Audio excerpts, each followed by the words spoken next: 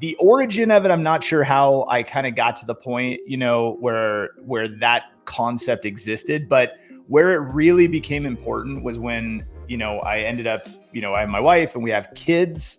And then it goes, okay, so what happens if something happens to Joe and Joe can't work? Then what? Like, my wife's not going to run the companies. So what happens? And so the idea was, I want to have a certain lifestyle. I want to have experiences with my kids, and I want my family to be able to live a certain way. And I want them to be able to continue to do that, even if I happen to not be here, which would be devastating. But if I happen to not be here, I want everything to be able to operate the same. And so it was really out of a point of preservation. How do we preserve everything that we have and what we want in the future for our children and our family, so that so that the business can operate? Welcome to episode 139 of my podcast. Today, we are delving into a common bottleneck symptom that many entrepreneurs face. How getting lost in the nitty-gritty details can hinder your business growth. It's a classic problem. Entrepreneurs often find themselves submerged in day-to-day operations, leaving them with little time for strategic thinking. This constant juggling can prevent you from moving your business forward and focusing on the bigger picture. My guest, Joe Rare, understands this challenge all too well. He knows that breaking free from the daily grind and building a capable team can be transformative. Such a shift in perspective can lead to increased efficiency and ultimately personal freedom. In my conversation with Joe, he'll share valuable insights on how to detach from the daily operations and scale your way to freedom. But wait, there's more to bottlenecks than just one symptom. If you're curious to know if bottlenecks might be lurking in your business, I've got the tool for you, the Bottleneck Index.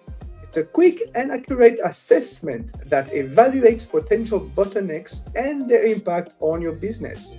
Plus, it offers practical solutions to help you overcome them.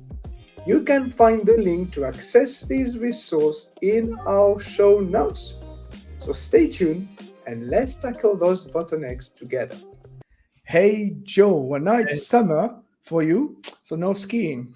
Not right now, no. And I'm I snowmobile a lot. So snowmobiling is my thing. So when it's winter, right now we're getting in shape so that we can go snowmobile in the winter. Yeah. So you already miss it?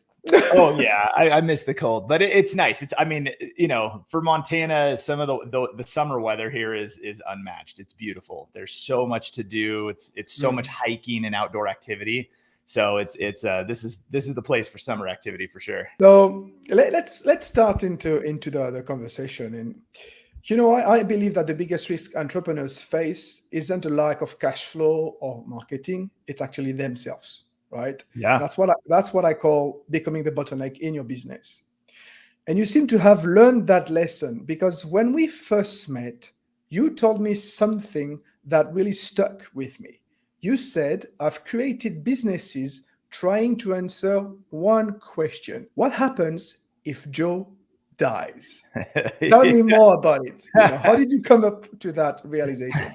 Let's see. I mean, the realization is it really, I should say, the origin of it, I'm not sure how I kind of got to the point, where that concept existed, but where it really became important was when, I ended up, I have my wife and we have kids. And then it goes, okay, so what happens if something happens to Joe and Joe can't work? Then what? Like, my wife's not going to run the companies. So what happens? And so the idea was, I want to have a certain lifestyle. I want to have experiences with my kids, and I want my family to be able to live a certain way. And I want them to be able to continue to do that, even if I happen to not be here, which would be devastating. But if I happen to not be here, I want everything to be able to operate the same. And so it was really out of a point of preservation. How do we preserve everything that we have and what we want in the future for our children and our family, so that so that the business can operate? And I'd done the other side. I'd done the work 12, 14 hours a day and you grind your face off. And it wasn't producing what it should. So if you're working 12, 14 hours a day, you would think you would just have so much. And it was the opposite. I had less freedom. I had less time. And to be honest, I had less money. And so when I removed myself and realized like, hey, what if Joe's not here? How would that thing operate, produce income and all of that? How could we make it work without me? And that was kind of the premise, was like to protect my family and our financial resources. Okay, but you're saying you had before you had less money, so which means now you have more money, more freedom. For sure. The businesses are better, but how is it possible when you remove yourself? Well, you just put teams in place. And I know this is like a concept that people like to say is easy.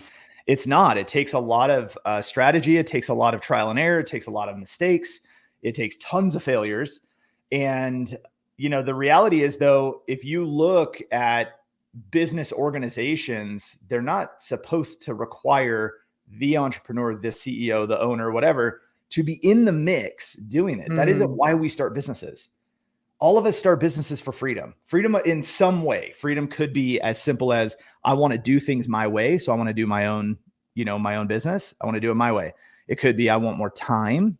I want more money. If I'm doing it for somebody else, I'm making them wealthy. Instead of making myself wealthy, I want to make myself wealthy. And so, we all started businesses usually on the same track of freedom in some way. And so I became very, very focused on the idea of freedom and creating freedom. And I mean, the fastest way to freedom is financial resources and then time resources. And as soon as you have both of those, like the doors open, money flows. It's easy to get into investment deals. It's easy to grow your business if you have time. But when you're a busy entrepreneur and you're the bottleneck and you're sitting inside the business, the only thing you can see is around those four doors, or the four walls, is within that ecosystem you're sitting inside of.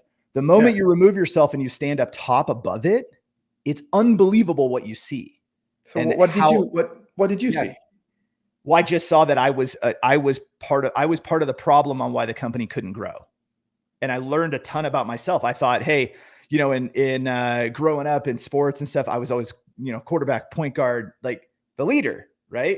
I was always the captain. That's who I was.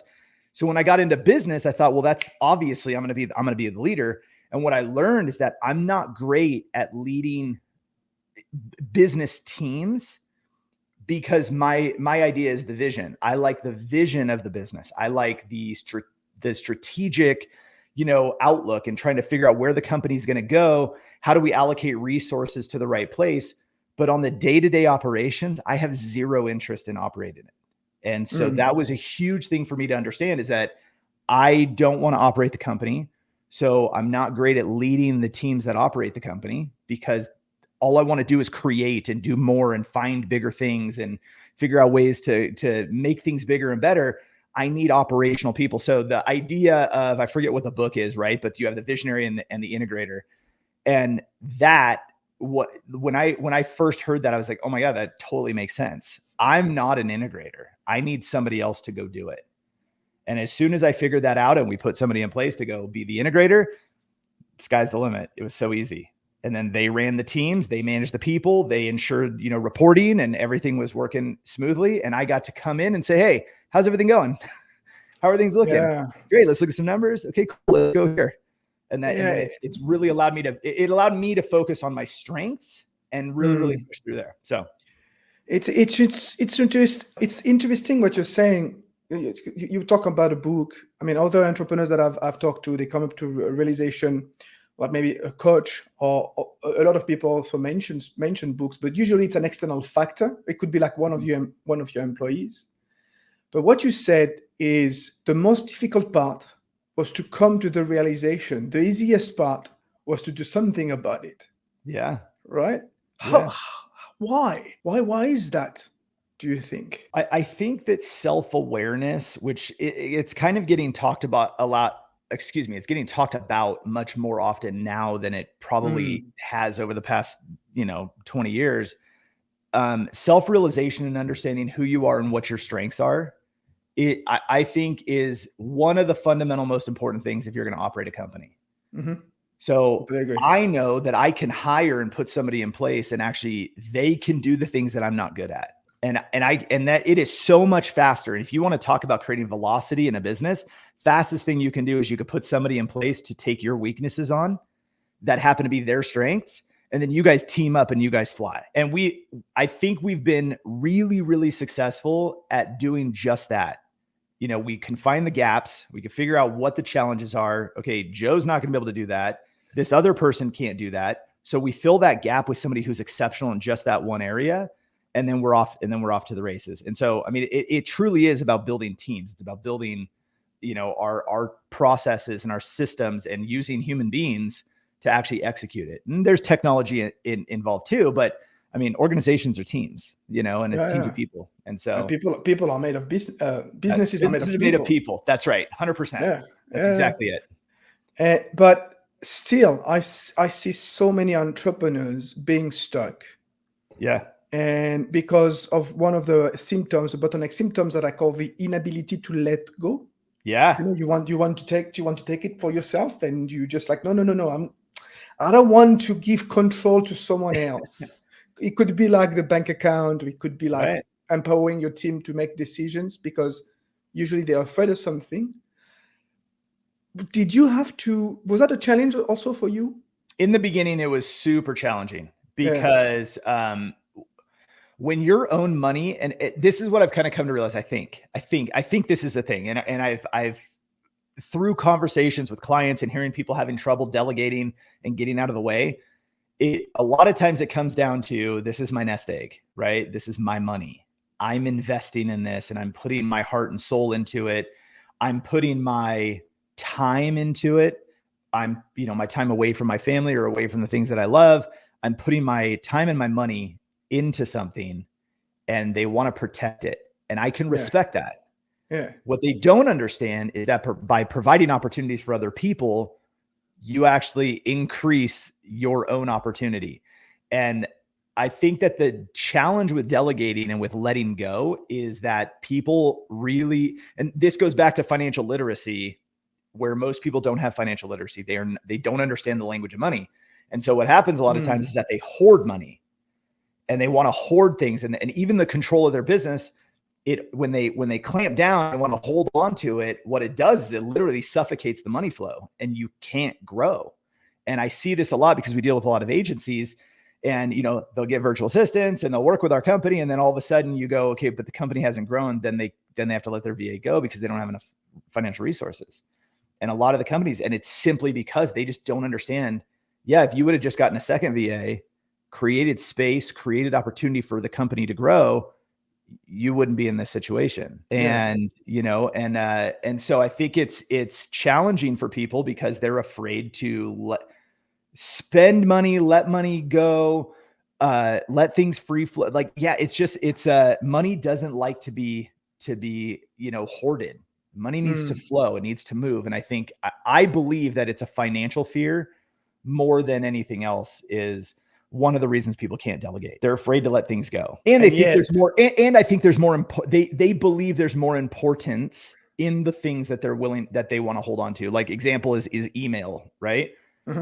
Why is your email inbox so important to you, right? Name something that comes up in your email daily that is huge opportunity. It doesn't. What is it? It's fires. Mostly it's fires. Mostly it's things to do. So what you don't have is you don't have this huge importance. As soon as you let your email inbox go, I feel like everything else is easy, because you're like, okay, another human being is checking my private email. They're looking at my email. They're categorizing it. They're prioritizing it. They're going to then report to me and tell me if this is any good and if I need to pay attention to it. And hey, this is, we can't solve this without you. Those are the only things that I touch. If we can't solve this without Joe, then Joe gets involved. But otherwise, it gets past where it's supposed to go to the people who are going to execute on it. I don't need to be in my inbox. There's no reason for it. And so that's an interesting one, right? Giving up your privacy. And so people are afraid of it.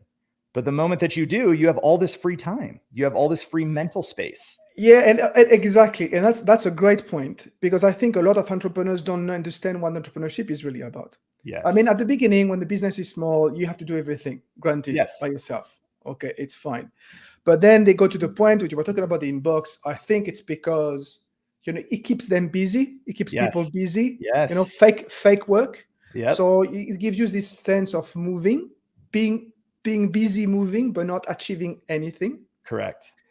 And at the same time, because you don't realize what it is to be an entrepreneur, you're not doing the right work. So let me ask you, if you've delegated everything, what do you do during your days? Strategize. I think. Yeah. I think my whole day is about thinking. It's about like just review, like, I'll review numbers, once a week, and I'll kind of go through and just, and I'm looking at highlights of numbers, and I'm looking at how things are going. And if we're not moving in a certain direction, okay, that's something, so we do this red light, green light system. And so as things are going, numbers are the same way, right? So we have performance of our people, we have KPIs, and we have, the performance of our people, and they have red light, yellow light, green light. And if their performance drops into yellow, there's something to address, and we need to touch on it. If they hit red, we already have a problem that's going to be bigger than what it should be. And I'm going to be very upset about that, because we should have addressed it while it was a yellow light. Right. So that's kind of like our first thing. I do the same thing with finances and with the direction of the company and how things are moving. And we look at these numbers and we go, okay, hey, for some reason, like expenses are up in this area, and we're not getting as many clients out of whatever investment we're making. Now we're in a yellow light. Now we have to address what that is. I get to sit and I get to strategize on what we should be doing to make those adjustments. So I look at myself, and maybe I should, my title should be strategic advisor and investor. And I'm an advisor to the company. That's all I do. And so I evaluate what is going on and how do we improve? How do we stop fires from happening before they happen? And then how do we make good, resourceful investments into the company and into multiple companies so that we have a good return on the investment, and so that we can grow the company? And that's what I do with my time. That's it. Interesting. It's a totally different way of operating businesses. If I don't have time to think, then the company's going to have massive troubles. All I need to do is I need time to seriously think. And so my wife will laugh, like, I work from home, of course, and I'll go get in my truck and I just drive. I drive into the mountains. I drive and I call it windshield time. And it's just like, for some reason, I think very well when I'm in the vehicle, put in some headphones, use my voice memos in my phone. And I just talk to myself and I tell myself all of these notes and all these things. Then it's transcribed. And then we go, okay, great. What do we need out of here? And then you figure out what to do. Yeah. I go for walks in general. So there you go. I know. Maybe I should walk more. I don't know. I like that. Yeah, you were promoting Montana and all the hikings. That's right. That's right. I got to watch out for grizzly bears, though. Yes. Yeah. See, in Finland, we don't have that problem. At least in Helsinki. Yeah. So how long did it take you to get to that point where you kind of like build a business around your lifestyle and not the other way around? How long did it take? Yeah, that's a good question. How long does it take now? It takes the moment we come up with an idea, it turns into that business. But before, it took me failing. It took me running businesses the wrong way. It took me losing key players on my team because I didn't, I wasn't driving them in the right direction that was most beneficial for them, as an example. It took time. It took a lot of trial and error that, in call it the first round. But I think what's made it successful and easy to do it now is that we just created a blueprint. It's just our process and our framework for how we launch something new. It doesn't matter if it's a project. It doesn't matter if it's a company. Everything's always done the exact same way. We know exactly what we need to do. We go execute that exact thing. We find out if it's something viable to pursue. And if it doesn't fit, again, the lifestyle structure that I want, if we can't operate it the way that we're supposed to be operating it to fit my lifestyle and build the teams that we want, then we don't do it. And so keeping the exact same process over and over gives us a lot of flexibility, but it also makes everything predictable. Everything's predictable. We can pick up one person from one company and move them into the same role in another company, and they have the same tasks, the same responsibilities. It's identical. So it might be that we have these different businesses that do different things, but the back end operations are identical. And so that has created a lot of predictability, and it makes it very easy to grow and try new things. Indeed.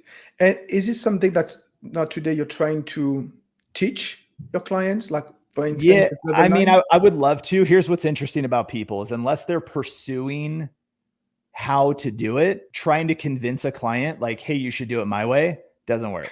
No.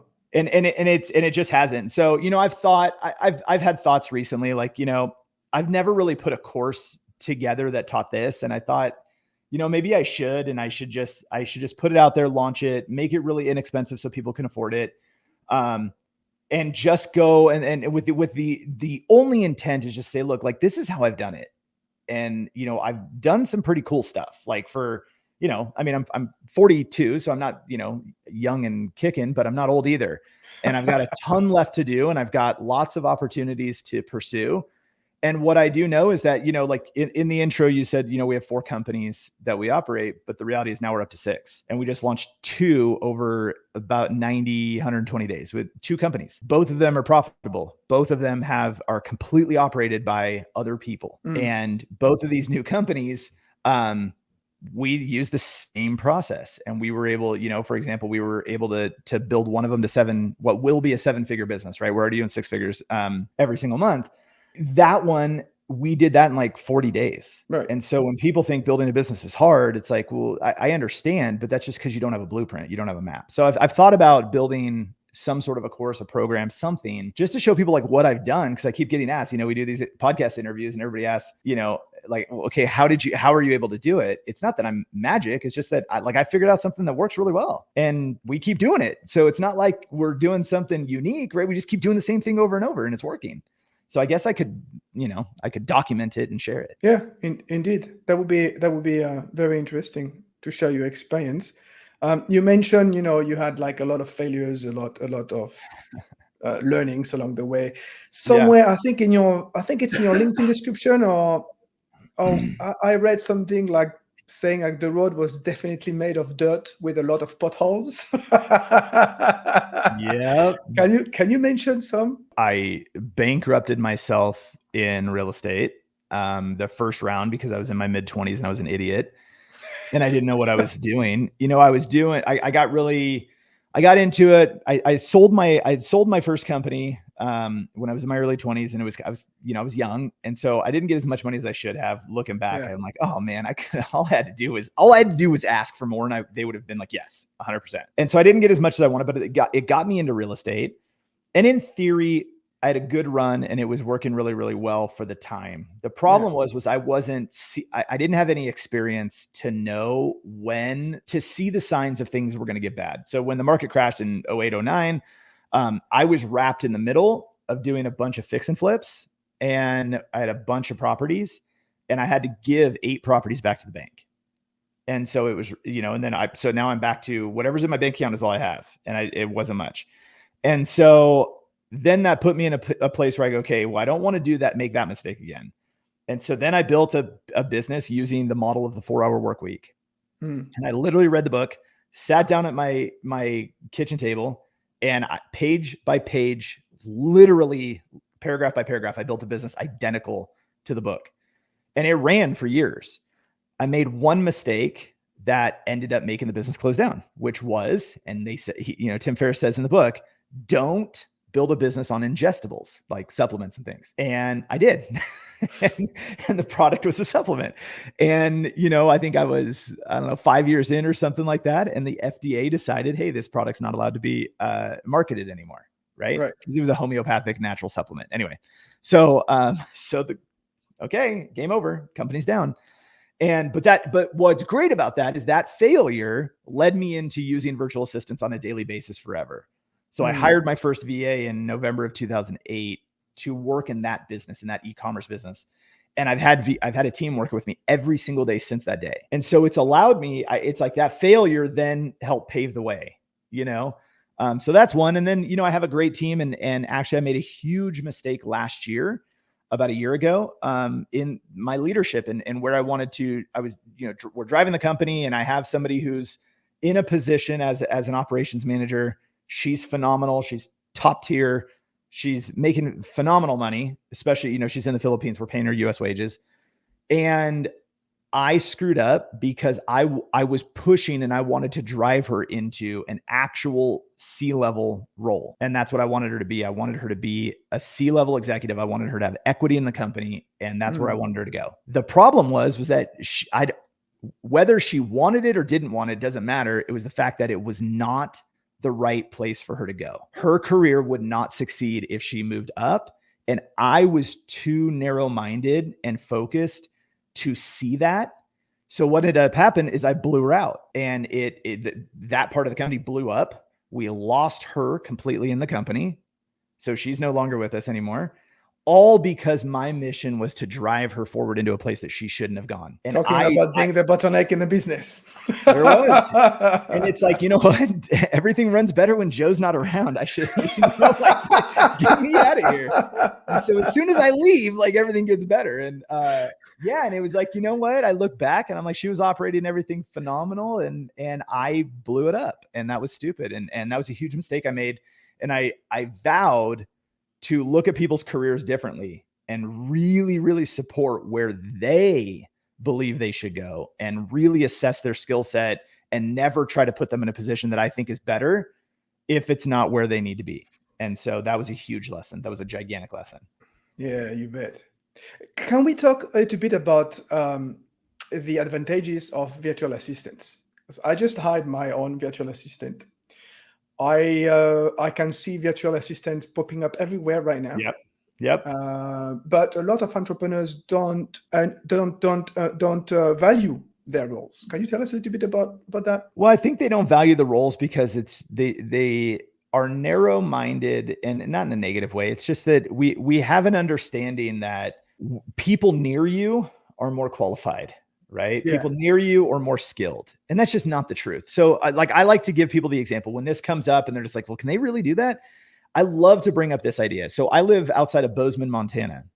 So we're in Montana.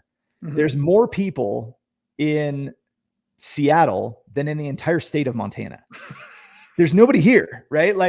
But don't move here or anything, because Montana's full. That's what we like to say. Nobody's allowed to move here. But the reality is, it's so in the, Bozeman itself is the hub of where I live, right? But there's I think there's 55,000 people. There's nobody's here in reality. So if I wanted to run a company and I wanted to hire key players to run my company here, my options are super limited. Mm-hmm. Could I get the right talent? Doubtful. However, guess what? There's 400 million people sitting over in a small segment of Asia that, we look at the Philippines. We can easily find top tier talent that have more education than this college dropout. Yeah. They have degrees, they have master's degrees, they have experience, they've done things, and you can grow them and mold them into the position that you want very, very easily for a fraction of the cost of hiring in the US. So, the mindset of the talent being different just because they're on the opposite side of the world or something, it's eventually going to fade, and people are going to have to get used to it. The reality is that, we have team members that have way more education than me. They're way more skilled than I could ever be in that specialization. And it would be foolish for me to think well, I need to hire somebody here local just because of this, fake thought that people are better here in the US or in Finland or what. Mm-hmm. It's just not the case. Every single thing you see that involves my companies or me, I didn't create it. There's nothing out there. This hat didn't make it. Shirt didn't make it. Background didn't make it.